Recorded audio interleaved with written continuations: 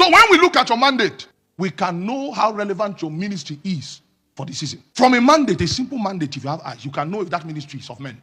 You can know if that ministry is of the lust of man. You can know. Because every season and every generation has what God wants to accomplish. From the emphasis of a prophet, you can know if his ministry is of men or is of God. How come you have so much spiritual power, but there is nothing in your ministry that has to do with the current burdens of God? That's why you are now selling miracle handkerchief.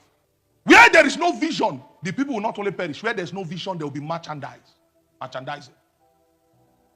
So the message on Sunday for the next 2 years becomes, who tie my goat? How does who tie my goat strike a chord in eternity? You don't know the labors of God. Africa is no longer under the spell of witchcraft. God raised people like that, Idahosa. People like Babalola. God raised them to confront the witchcraft of Africa. Now what Africa is under is deception. So that which must die is no longer a message we need. There's no witch to kill us. But there's only deceivers that are destroying the vine. Idahosa's ministry of blessed memory was relevant in his days. Because he was a gatekeeper that defended the honor of God in a generation that was being swept away by magic. Apostle Babalola, a man who bettered the move of prayer in his day and time. But you see, his people did not discern when his ministry was over. So they continued his church. And then they now, oh my God, go to Babalola mountain and they are collecting money. What the man did not do, people are now doing it in his name. They are profiting off his name. There were many healing revivalists and evangelists that God raised many years ago in America. But when the season of their ministry was over, many people did not understand that this one's ministry was for a season. They now continued the ministry and turned it into an incorporation. Go and check the labors of John Wesley now and check what it has become today. People will hate these things, but I'm a prophet. I will only speak the burdens of the Lord. So now for the prophetic ministry, what is the burdens of the Lord? What is the spiritual blessings that God has apportioned for his prophet? Do you think major 3, major 4, major electricity is what God wants to do with his prophets? You can know a ministry that is of men by the burdens, by the vision, by the mandate. That's why I thank God for someone like Reinhard Bonnke.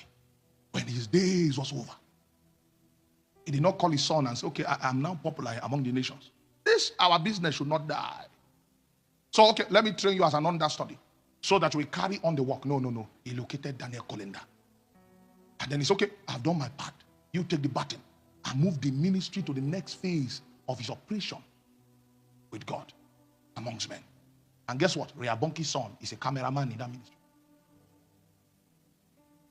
How many African pastors will do it? In fact, they're already prepping their son. That's why you are killing your children. Because they never received a mandate from God. They received a mandate from you. They will hate these things. Well, you see, to decrease sometimes is a sign of spiritual maturity.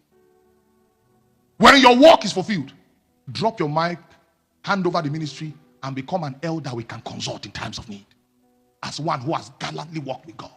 But because of what men will say, they will not drop the mic. Because the man has been taught that your ministry moving from glory to glory is that today you drive 2 jeeps, tomorrow you drive 10 jeeps. Sometimes empty churches are a sign of progress. I will tell you how it's a sign of progress.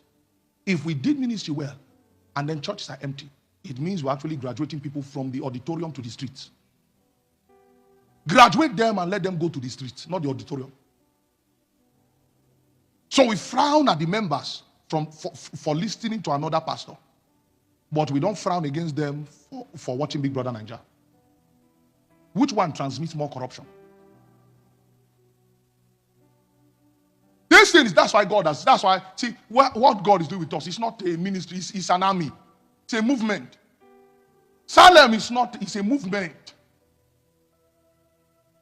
There are only very few things that can bet revival. Only very few things. If a thing will bet revival, it will not have church members, it will have disciples. It's a movement. We have a very great tax in Africa. That's why we're here now. Sitting in this auditorium. Our numbers is not here. We have tens of thousands following all over the world. It's a burden. Where did it come from? Did it come from those who fell from heaven? Or did it come from those who came from heaven?